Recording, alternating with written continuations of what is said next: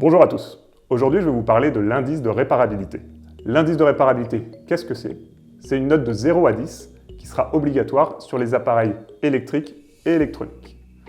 Dans un premier temps, au 1er janvier 2021, ces notes seront uniquement sur les typologies d'appareils comme le téléviseur, l'ordinateur portable, le smartphone, le lave-linge Hublot ou encore la tondeuse dans 3 variations, la tondeuse filaire, la tondeuse à batterie et enfin le robot tondeuse.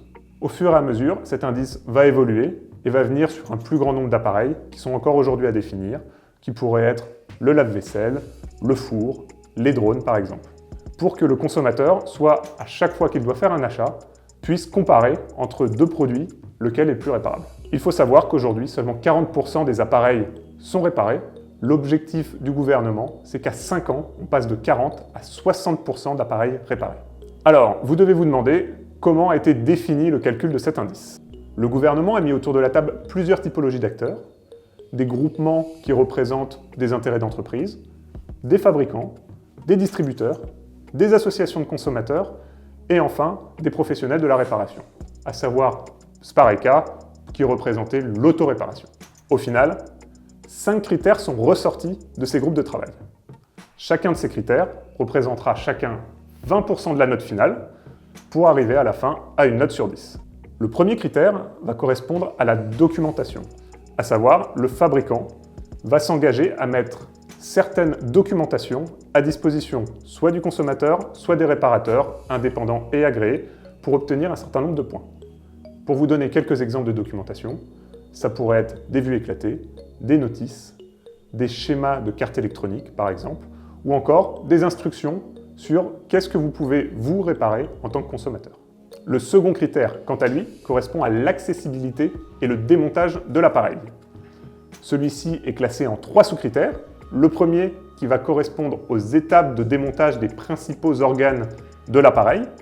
En général, il y en a 4 à 5 par appareil qui ont été définis lors des groupes de travail, lors d'un consensus entre les différentes personnes qui étaient autour de la table. Au final, on va compter les étapes pour accéder à la pièce détachée et l'enlever. Plus le nombre d'étapes est important, moins la note sera bonne. Le deuxième sous-critère correspond des outils spécifiques.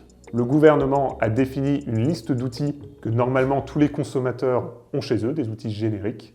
Par exemple, certains appareils ont besoin d'un tournevis avec un embout propriétaire, comme on dit, et à savoir si jamais pour réparer votre appareil, vous avez besoin d'un outil spécial, donc qui n'est pas un outil commun, alors l'appareil aura une moins bonne note sur ce sous-critère. Le troisième sous-critère va concerner les fixations, à savoir si ces fixations sont amovibles ou non. Si jamais il y a des fixations que vous ne pouvez pas retirer, une soudure par exemple, si vous avez un disque dur qui est soudé, vous ne pouvez pas le retirer, dans ce cas-là, l'appareil aura une mauvaise note sur ce sous-critère. Par contre, si vous pouvez en effet le retirer, qu'il n'y a pas de liaison endommagée, dans ce cas-là, l'appareil aura tous les points.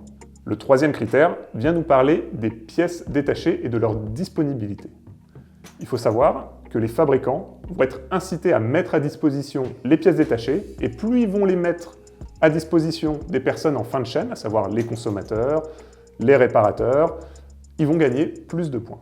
Également, ils vont être encouragés à faire en sorte que ces pièces détachées soient livrables rapidement. Et donc, ils vont devoir s'engager sur le fait que ces pièces détachées soient livrées sous un certain délai aux différentes typologies d'acteurs, que ce soit des distributeurs de pièces détachées, des grossistes par exemple, des réparateurs ou encore des consommateurs finaux.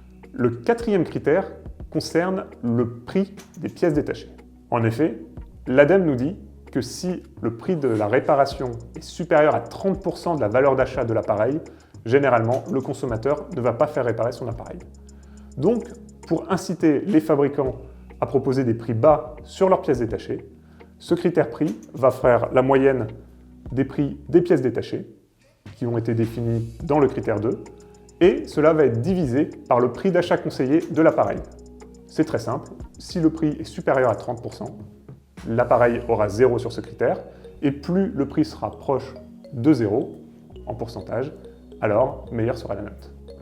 Le dernier critère, quant à lui, le critère 5, est un critère un petit peu particulier, parce que celui-ci va s'adapter en fonction de chaque typologie d'appareil. En effet, le reste des grilles étant plutôt génériques, il était important d'avoir un critère qui allait refléter les spécificités de chaque typologie d'appareil. Sur ce critère, on peut trouver différentes choses. On peut avoir par exemple le type d'aide proposé par le fabricant dans la réparation. Ça peut être des hotlines, des chatbots par exemple. On pourra aussi voir des critères comme un compteur d'usage qui pourrait être installé par exemple sur les lave-linges, dans l'idée de le revendre plus tard peut-être sur un marché de seconde main. Ou alors ça peut être encore la possibilité de reprogrammer par exemple une carte électronique ou alors un système d'exploitation sur un téléphone. J'espère que cette vidéo vous a plu et qu'à présent, vous êtes incollable sur l'indice de réparabilité et vous comprenez son fonctionnement. Si jamais vous avez encore des questions, n'hésitez pas à nous contacter indice@spareka.com. On se fera un plaisir de vous répondre et d'échanger avec vous. Je vous souhaite une très bonne journée et à bientôt.